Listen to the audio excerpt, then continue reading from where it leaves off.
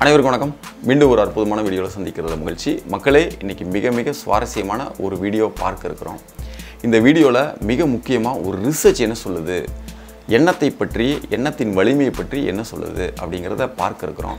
ரெண்டாவது, எனக்கு அதிகமான நெகட்டிவ் தாட்ஸ் வருது, அதை எப்படி மேனேஜ் பண்ணுறது அப்படிங்கிறத பார்க்க இருக்கிறோம். மூன்றாவது, ஒரு நக்கலை ஒரு கேள்வி இருக்குது, எண்ணத்திற்கு வலிமை இல்லை அப்படிங்கிற ஒரு கருத்தும், எண்ணத்திற்கு வலிமை இருந்தால் நீ ஒரு முதலமைச்சர் ஆகி காட்டேன் அப்படின்னு சொல்லிட்டு ஒரு கேள்வி இருக்குது. அதை எப்படி அணுகணும், நம்ம எப்படி பார்க்கணும், அங்கேயே எண்ணம் தான் வேலை செய்யுது, அது எப்படி அப்படிங்கிறது தான் இந்த வீடியோவில் ரொம்ப தெளிவாக பார்க்க இருக்கிறோம்.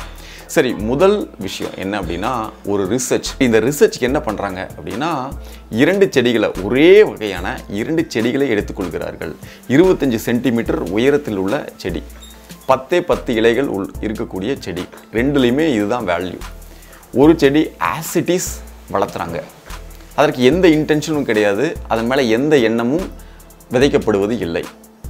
இரண்டாவது ஒரு செடி, இதற்கு ஒரு எண்ணத்தை வைக்கிறாங்க. என்ன அப்படின்னா, இது நல்லா சீக்கிரமாக வளரணும், ஆரோக்கியமாக வளரணும், நிறைய இலைகள் அதனுள்ள இருக்கணும், நல்லா உயரமாக வளரணும் அப்படிங்கிற இன்டென்ஷனோட தினமும் வாழ்க வளமுடன் அப்படிங்கிற இந்த வார்த்தையை பயன்படுத்தி, இந்த வாழ்த்தை பயன்படுத்தி தினமும் அந்த செடியை வாழ்த்தி கொண்டே இருக்கிறார்கள். இரண்டுமே 25 சென்டிமீட்டர் உயரத்தில் தான் இந்த ஆராய்ச்சி ஆரம்பிக்கப்படுகிறது. 6 மாத காலம் கழித்து பார்த்தீங்கன்னா, இந்த ஆசிட்டிஸ் நார்மலாக வளர்த்துனாங்க இல்லையா, இந்த செடியின் உயரம் 82 சென்டிமீட்டர். இது நார்மலாக வளர்ந்துருக்கிறது. இதே தினமும் வாழ்த்துனாங்க இல்லையா, இதனுடைய உயரம் 95 சென்டிமீட்டர். இதனுடைய இலைகள் நீள அகலம் பார்க்கும் பொழுது அதிகமாக இருந்திருக்கிறது, இலையின் எண்ணிக்கையும் அதிகமாக இருந்திருக்கிறது, தண்டு நல்லா ஆரோக்கியமாக இருந்திருக்கிறத இந்த ஆய்வு நமக்கு சொல்கிறது. இதே ஆய்வில் இன்னொரு விஷயத்தை கண்டுபிடிக்கிறாங்க. என்ன அப்படின்னா, 2 ரோஜாப்பூ செடி எடுத்துக்கிறாங்க, சின்ன செடியிலே எடுத்துக்கிறாங்க. ஒரு செடி ஆசிட்டிஸ் வளரணும் அப்படின்னு விட்டுறாங்க, இன்னொரு செடி மேலே ஒரு எண்ணத்தை வைக்கிறாங்க, இதுக்கு முள் இருக்கக்கூடாது, முள் தேவையில்லை அப்படிங்கிற எண்ணத்தை வைக்கிறாங்க. அதனுடைய ரோஜா பூவும் பெருசாக வரணும் அப்படிங்கிற ஒரு எண்ணத்தை முன்வைத்து இதே வாழ்த்தை பயன்படுத்துகிறார்கள். தினமும் அந்த ரோஜா பூச்செடியை வாழ்த்தி கொண்டே இருக்கிறார்கள், வாழ்க வளமுடன் அப்படிங்கிற இந்த வார்த்தையை பயன்படுத்தி. ஒரு குறிப்பிட்ட காலம் கழித்து ஆசிட்டிஸ் வளர்ந்த செடி அழகாக பூ பூத்துருக்கு, அதனுடைய தண்டில் முள் இருக்குது. இதே இந்த வாழ்த்துனாங்க இல்லையா, அந்த செடியை பார்க்கும் பொழுது பூ மிக மிக பெரிதாக இருந்திருக்கிறது. இரண்டாவது, அதனோட தண்டில் முட்கள் கிடையாது. எவ்வளவு பெரிய அதிசயம் பாருங்கள். அப்போ எண்ணத்தை பயன்படுத்தி அதை நம்ம வாழ்த்தும் பொழுதோ இல்லை கற்பனை செய்யும் பொழுதோ எந்த அளவிற்கு அது இம்பேக்ட் கொடுக்குது அப்படிங்கிறது இந்த ஆய்வு நமக்கு தெரிவிக்கிறது. சரி, ஒரு ரிப்பீட்டடாக ஒரு எண்ணத்தை விதைத்து கொண்டே இருக்கும் பொழுது நிச்சயம் அது நடைபெறும் அப்படிங்கிறதுக்கு இதை விட சான்று வேறு எதுவும் கிடையாது. இது முதல் விஷயம். இரண்டாவது விஷயத்துக்கு வரேன். நிறைய எனக்கு நெகட்டிவ் தாட்ஸ் வருது, அது ரிப்பீட்டடாக வருது, அதுவும் நடக்குமா அப்படின்னு ஒரு கேள்வி இருக்குது.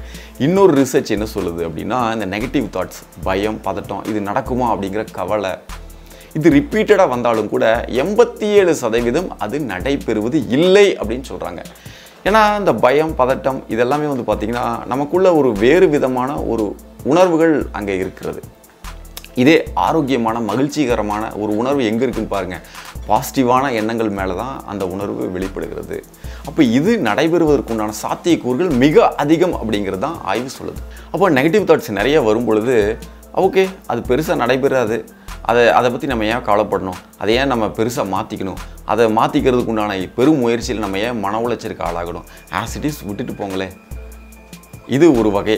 இன்னொன்று, பாசிட்டிவான தாட், உங்களுக்கு எது தேவையோ அந்த இடத்துல நீங்கள் எண்ணத்தின் வலிமையை பயன்படுத்துங்க, வாழ்த்துங்க, கற்பனை செய்யுங்க. இது நிச்சயம் தேவை அப்படிங்கிற பட்சத்தில் அதுக்கு ஒரு முயற்சி செய்யுங்க. அதை பற்றிய சிந்தனை, அதை எப்படி அடைய வேண்டும் அப்படிங்கிற சிந்தனையை நீங்கள் வைத்துக்கொண்டு செயல்படுங்கள். இதுதான் நமக்கு தேவையான மிக முக்கியமான செய்தி. இப்போ மூன்றாவது விஷயம் ஒன்று இருக்குது. எண்ணத்தின் வலிமை பற்றி நிறைய பேர் பேசுகிறீங்க. ஆனால் இந்த எண்ணத்தை பயன்படுத்தி ஒரு நாளைக்கு 1 லட்சம் முறை நீ தான் முதலமைச்சர் அப்படிங்கிறத பயன்படுத்தி ஏன் நீங்கள் முதலமைச்சர் ஆகக்கூடாது அப்படின்னு ஒரு கேள்வி இருக்குது. இது நக்கலாக கேட்கப்படும் கேள்வி. ஆனால் இங்கேயும் எண்ணத்தின் வலிமை தான் செயல்படுகிறது அப்படிங்கிறத நம்ம இப்போ பார்க்கலாம். எப்படின்னு பாருங்கள். இப்போ நீங்கள் இருக்கீங்க, உங்களுக்கு முதலமைச்சர் ஆகணும்னு ஒரு ஆசை, நீங்கள் தினமும் 1 லட்சம் முறை நான் தான் முதலமைச்சர் அப்படின்னு அந்த எண்ணத்தை ரிப்பீட்டடாக நீங்கள் விதைக்கிறீர்கள். நானும் இதே மாதிரி செய்கிறேன். ஆனால் இங்கே நம்ம 2 பேர் நினச்சா மட்டும் முதலமைச்சர் ஆகிட முடியுமானா இல்லை. இங்கே தான் த கலெக்ஷன் ஆஃப் தாட்ஸ், அதனுடைய பவர் என்ன அப்படிங்கிறத நம்ம பார்க்கணும். இப்போ மனிதர்கள் நிறைய பேர் இருக்காங்க, அவர்களுக்குள்ளும் எண்ணம் இருக்கிறது, அதற்கும் வலிமை இருக்கிறது. இது மிக மிக முக்கியம். அப்போது தமிழ்நாட்டில் 10 கோடி பேர் இருக்காங்கன்னு வச்சுக்கோங்க, அதில் 5 கோடி பேர் ஒரே ஒரு முறை இவர்தான் முதலமைச்சராக வர வேண்டும் என்று எண்ணினால் போதுமானது. 1,00,000க்கு ஒரு வலிமை இருக்கிறது, ஆனால் 5 கோடிக்கு இன்னும் அதிகமான வலிமை இருக்கிறது. அப்போ அந்த வலிமையின் அடிப்படையில் தான் அவர்கள் வாக்களிக்கிறார்கள், அவர் முதலமைச்சராகிறார். இது யதார்த்தமான உண்மை. இதே போல தான் பிரதமர், இதே போல தான் ஜனாதிபதியும். அப்போ சாதாரணமான ஒரு மனிதன் பெரிய அளவில் பாப்புலாரிட்டி கிடையாது. அவர் எண்ணத்தின் வலிமையை பயன்படுத்தி மிகப்பெரிய பதவிக்கு வர முடியுமா அப்படின்னா வர முடியும், ஆனால் நீண்ட நாட்கள் அதுக்கு டைம் எடுக்கும். இதுக்கு நிரூபணம் வரலாறு சொல்கிறது. என்ன அப்படின்னு பார்க்கும் பொழுது அப்ரஹாம் லிங்கன், அவர் சாதாரண செருப்பு தைக்கும் தொழிலாளியின் மகன். அவருக்கு ஒரு எண்ணம் வருது, நான் நிச்சயம் ஒரு நாள் ஜனாதிபதி ஆவேன் அப்படிங்கிற எண்ணம். அவர் பல முறை தோற்றிருந்தாலும் அவர் கடைசியில் 58வது வயசுலேயே என்னவோ அவர் ஜனாதிபதி ஆகிறார் அமெரிக்காவிற்கு. இதற்கு என்ன உறுதுணையாக இருந்ததுன்னு பாருங்கள். அந்த எண்ணம் முதல்ல, அதற்குண்டான செயல்பாடுகள். இந்த இயற்கையில் நிறைய சூழல் அமைஞ்சிருக்கிறது. எப்படின்னு பாருங்கள், அவருக்கு தேவையான கல்வி, மிகப்பெரிய கல்வின்னு சொல்ல முடியாது, தேவையான கல்வி, தேவையான திறமைகள், தேவையான ஆளுமைகள் அனைத்தும் அந்தந்த காலகட்டத்தில் இந்த இயற்கை அவருக்கு அமைத்து கொடுத்துருக்கிறது. அதற்கப்புறம் தான் அவர் ஜனாதிபதியாக இருக்கிறாரு. அப்போ சாதாரண மனிதன் எண்ணத்தின் வலிமையை பயன்படுத்தி மிகப்பெரிய பதவிக்கு வர முடியுமானா முடியும், ஆனால் நீண்ட நாட்கள் ஆகும். இதுதான் அந்த எண்ணத்தின் வலிமை. அப்போ வரலாறு என்ன சொல்லுகிறது? நிச்சயம் எண்ணத்திற்கு வலிமை இருக்கிறது, அதில் நீ எந்த அளவிற்கு தினம் தினம் வலிமை சேர்த்து கொண்டிருக்கிறாய் அப்படிங்கிறது மிக முக்கியம். ஆய்வு என்ன சொல்லுது? எஸ், பாசிட்டிவ் தாட்ஸுக்கு நிச்சயம் நிறைய பவர் இருக்குது, அது நிறைய நேரங்களில் செயல்படுகிறது அப்படிங்கிற ஆய்வுகள் கூட சொல்லுது. அப்போ அடுத்து இன்னொரு முக்கியமான விஷயம், எண்ணத்தை குறித்த இன்னும் எதிர்கருத்துக்கள் கொஞ்சம் இருக்குது. அது எப்படி பார்க்கணும் அப்படின்னா, ஒரு எக்ஸாம்பிள் உங்களுக்கு சொல்கிறேன் பாருங்கள். இப்போது எண்ணம் வரும் போகும், அதை நீங்கள் எதுவுமே செய்ய வேண்டியதில்லை அப்படின்னு ஒரு கருத்து இருக்குது. இது முற்றிலும் தவறானது.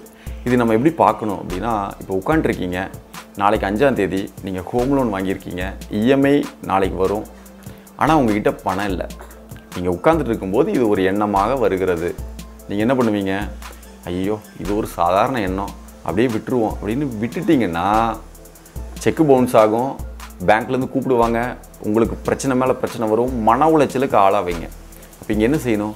அடடா, நல்ல வேளை வந்து நோட்டிஃபை பண்ணேன், இது ஒரு நோட்டிஃபிகேஷன், அப்போ நோட்டிஃபை பண்ணேன், அப்போ அந்த நாளைக்கு 5ஆம் தேதிக்கு பணத்தை நான் ரெடி பண்ணி பேங்க்கில் கொடுக்கணும், அதன் அடிப்படையில் ஏதாவது நீங்கள் செயல்படணும் அப்படிங்கிற அந்த முடிவுக்கு வந்து, இது தேவையின் அடிப்படையில் நீங்கள் செயல்பட வேண்டும். எல்லா எண்ணமும் வரட்டும் போகட்டும் அப்படின்னு விட்டுறக்கூடாது. அப்போது தேவையின் அடிப்படையில் சில செயல்கள் நாம் செய்துவிட வேண்டும். அப்போ தான் நம்ம நிம்மதியாக இருக்க முடியும். இல்லாட்டி பிரச்சனை மேலே பிரச்சனை தான், இன்னும் நிறைய மன உளைச்சல் தான். அப்போ இங்கே எப்படி பார்க்கணும் அப்படின்னா, எண்ணங்கள் அனைத்துமே நோட்டிஃபிகேஷன் தான். இந்த நோட்டிஃபிகேஷனை நம்ம எடுத்து அதை செயல்புரிகிறோமா இல்லையாங்கிறது தான் மிக முக்கியமான விஷயம். இப்போ உங்களுக்கு தினமும் ஒரு 500 எஸ்எம்எஸ் வருது. 500 எஸ்எம்எஸை நீங்கள் பார்க்கணுங்கிற அவசியம் கிடையாது. தேவையான எஸ்எம்எஸ் நீங்கள் போய் பார்த்து தான் ஆகணும். தினமும் 10 பேர் கூப்பிட்றாங்க, இவங்களா வேண்டாம், பேச வேண்டாம்னு முடிவு உங்கள் கையில் இருக்குது. ஆனால் அடடா, இவங்ககிட்ட பேசணுமே, நம்ம காரியமாகணுமே அப்படின்னு சொன்னால் நீங்கள் பேசித்தான் ஆக வேண்டும். அப்போது இதெல்லாமே ஒரு மொபைல் ஃபோனில் வரக்கூடிய நோட்டிஃபிகேஷன் மாதிரி. எந்த எண்ணத்தை எடுத்து செயல்புரிய வேண்டும், எந்த எண்ணத்தை விட்டுவிட வேண்டும் அப்படிங்கிறது உங்கள் கையில் தான் இருக்குது, உங்களுடைய சூழல் கையில் தான் இருக்குது. அப்போ புற வாழ்க்கையில் நமக்கு நிறைய தேவைகள் இருக்குது. அந்த தேவைகள் எல்லாத்தையும் அடையணும் அப்படின்னா எல்லா செயல்களுக்கும் உள்ளேயும் எண்ணங்கள் தான் இருக்கிறது. அப்போ அந்த எண்ணத்தின் அடிப்படையில் தான் நாம் செயல் புரிகிறோம். அப்போது அந்த விஷயத்தை அடைவதற்கு எண்ணங்கள் அவசியம். அதற்கு ஒரு வேல்யூ இருக்குது. அதன் அடிப்படையில் தான் நம்ம நிறைய வேலைகள் செய்கிறோம் அப்படிங்கிற தெளிவான புரிதல் நமக்கு தேவை. சரி, எண்ணத்தின் வலிமை பற்றி நம்ம நிறைய பேசுகிறோம், கற்பனைகளை பற்றி நம்ம நிறைய பேசுகிறோம்.